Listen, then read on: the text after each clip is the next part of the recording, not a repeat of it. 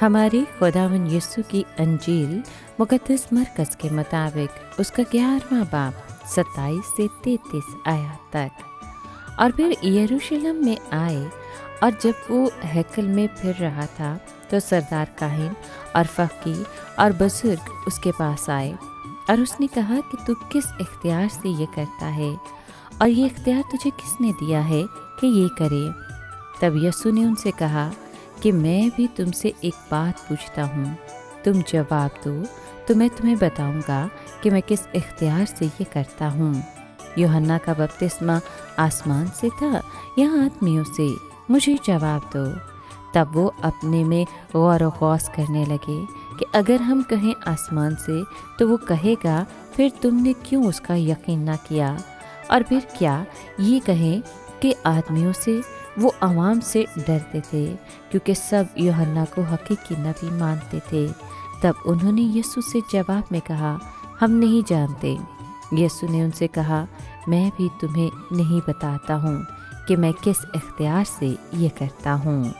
पाक कलाम के पढ़े और सुने जाने पर खुदावंद की बरकत हो, खुदा का शुक्र हो। अजीज दोस्तों, जो ही यीशु हैकल में आया, मजहबी लीडर उससे मुखातिब हुए और उसके इख्तियार को चैलेंज करने लगे।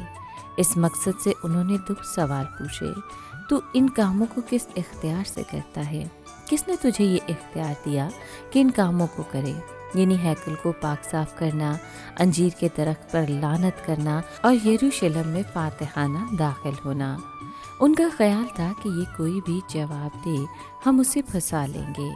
अगर वो दावा करे कि मैं खुदा का बेटा हूँ इसलिए बजाते खुद इख्तियार रखता हूँ, तो उस पर कुफर का फतवा सादिर करेंगे।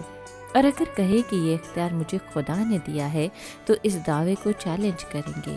वो समझते थे कि हम खुदा की तरफ से मुकर्रर शुदा लीडर हैं। मगर यीशु ने जवाब के तौर पर भी एक सवाल पूछा, क्या यूहन्ना बपतिस्मा देने वाले को खुदा ने मुकर्रर किया था या नहीं? यूहन्ना का बपतिस्मा उसकी पूरी खिदमत की तरफ इशारा करता है।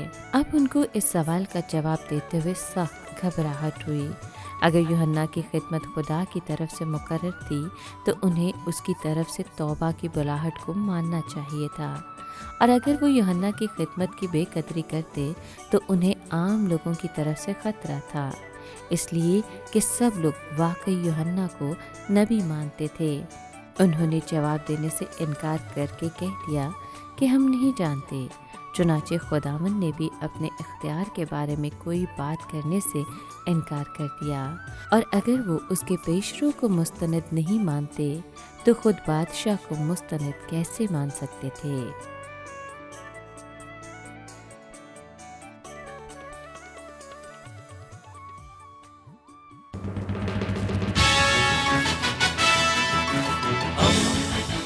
दोस्ती का पैगंबर, रेडियो वेरितास एशिया।